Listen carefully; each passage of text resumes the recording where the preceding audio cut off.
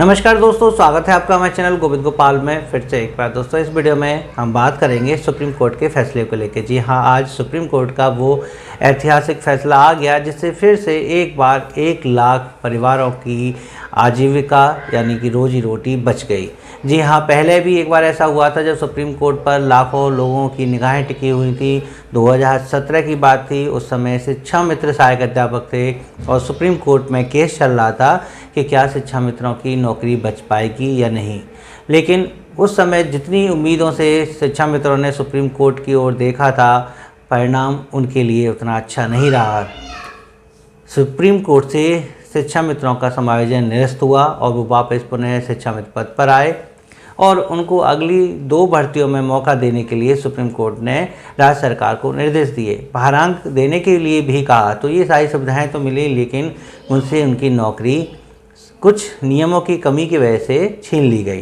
बात आती है कि अब सुप्रीम कोर्ट में बीएड वालों का जो केस चल रहा था वो क्या मैटर था। वो भी यही मैटर था कि 11 अगस्त 2023 को जो आदेश आया था जिसमें बीएड वाले प्राइमरी के लिए वैलिड नहीं थे, उसके नोटिफिकेशन के बाद वो सभी बीएड अभ्यर्थी तो बाहर हो ही गए थे जो प्राइमरी की तैयारी कर रहे थे, बल्कि उन पर भी खतरा मौजूद था जो भर्ती हो चुके थे, जो अध्यापक बन चुके थे। जैसे यूपी में 69,000 शिक्षक भर्ती में बीएड वाले शामिल थे, बिहार में, मध्य प्रदेश में, उत्तराखंड में, इनमें सब में बीएड वाले शामिल थे। अलग अलग राज्य अपने अपने यहाँ इस बात को हमें स्पष्ट करना चाहते थे सुप्रीम कोर्ट के द्वारा कि बताइए कि ये आदेश जो आपने दिया है ये उसी डेट से लागू होगा या जो पहले से कार्यरत हैं उन पर भी लागू होगा। तो इसी को क्लैरिफिकेशन के लिए या मॉडिफिकेशन के लिए मध्य प्रदेश से जो केस आया था उसमें उसकी सुनवाई सुप्रीम कोर्ट में हो रही थी और आखिरकार आज फाइनल आदेश आ गया। बीएड अभ्यर्थी जो इस नोटिफिकेशन से पहले यानी कि 11 अगस्त 2023 से पहले जो लग चुके हैं या जो इसके बेस पर लग चुके हैं, उनको कोई भी जो है परेशानी नहीं है। वो बाहर नहीं जाएंगे, वो यथावत नौकरी करते रहेंगे, लेकिन आगे इस पर रोक लगाई जाती है। आगे कोई भी बीएड अभ्यर्थी प्राइमरी में शामिल नहीं होगा।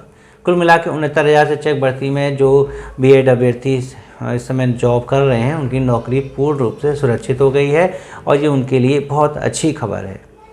निश्चित तौर पर आज उनके यहाँ मिठाइयाँ बँट रही होंगी और इस नौकरी के बचने की खुशी कितनी हो सकती है ये इस बात को बहुत बेहतर तरीके से समझ सकते हैं। आते यहाँ एक पहलू पे ये भी आती है कि सुप्रीम कोर्ट ने जब ये फैसला सुनाया कि जो नौकरी कर रहे हैं वो यथावत करते रहेंगे और ये नोटिफिकेशन के बाद ये जो ऑर्डर है वो जारी होगा, तो ऐसी ही स्थिति में शिक्षा मित्र की जो आईए थी वो भी यही थी कि क्या ऐसा नहीं हो सकता था कि जो 2017 में शिक्षा मित्र सहायक अध्यापक बने थे, तो जो अध्यापक बने हुए थे उनको उसी पद पर बने रहने दिए जाना चाहिए था और अगर योग्यता का सवाल था तो उसी पद पर रहते हुए, जैसे ब्रिज कोर्स यहाँ कराए जाने की बात हो रही है, ऐसे उस समय वहाँ भी कोई ना कोई कोर्स या टेट करने का अवसर दिया जा सकता था। लेकिन सुप्रीम कोर्ट ने वहाँ बिल्कुल समायोजन निरस्त किया। उसके बाद शिक्षा मित्रों ने टेट पास किया, अपनी योग्यता भी पूरी की और उस समय भी बहुत से जो थे पहले से ही योग्यता प्राप्त थे, लेकिन फिर भी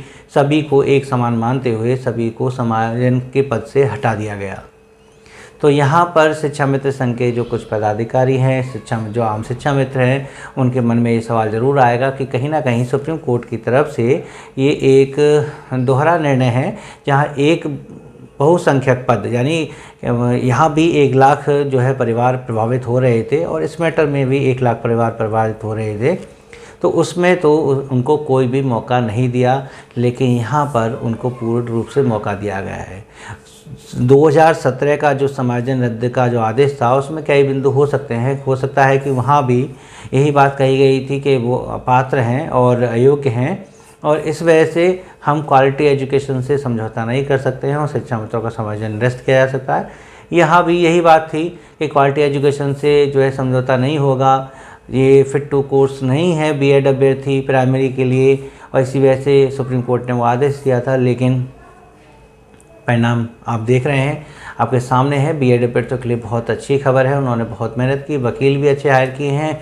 और इधर से शिक्षा मित्रों ने जो शुरुआत में केस दाखिल किया था कि 69,000 में से अगर बीएड अभ्यर्थी बाहर होते हैं तो मेरिट लगा के शिक्षा मित्रों को मौका दिया जाए और जो शिक्षा मित्र योग्यता प्राप्त है वो 69,000 की सीटों को भरें। ये उन्होंने मतलब अपना केस डाल रखा था और इधर आइए डाली शिव कुमार शुक्ला जी ने, लेकिन सभी का परिणाम इस समय सुन रहा है और फिर से शिक्षा मित्रों को सुप्रीम कोर्ट की तरफ से निराशा मिली है। कहीं ना कहीं शिक्षा मित्र इस बात का अफसोस ज़रूर करेगा कि हमारे प्रति जो निर्णय आया सुप्रीम कोर्ट का वो थोड़ा सा न्यायसंगत नहीं था। अगर उसमें न्यायसंगत के साथ साथ दयापूर्ण भावना भी शामिल होती तो हमें पद पर रहते हुए योग्यता पूर्ण करने की जो है अवसर या मौका सुप्रीम कोर्ट ज़रूर देता। इधर जो है बीएड अभ्यर्थी इस बात के लिए बहुत ही खुश हैं कि सुप्रीम कोर्ट की तरफ से उनकी जीत हुई और इस बात की शुभकामनाएं भी देते हैं, धन्यवाद भी देते हैं सभी का जिन्होंने उनका सहयोग किया। लेकिन उन्होंने एक बात फिर से दोबारा से कही है कि यहाँ बीएड अभ्यर्थी चुप नहीं बैठेंगे, वो फिर से अपनी लड़ाई लड़ते रहेंगे। सुप्रीम कोर्ट में एक पक्ष में जीत मिलने के बाद फिर से वो अपनी एक और केस तैयारी कर रहे हैं जिसमें वो पुनर्विचार याचिका दाखिल करके बीएड अभ्यर्थियों को प्राथमिक में शामिल करने के लिए कहेंगे।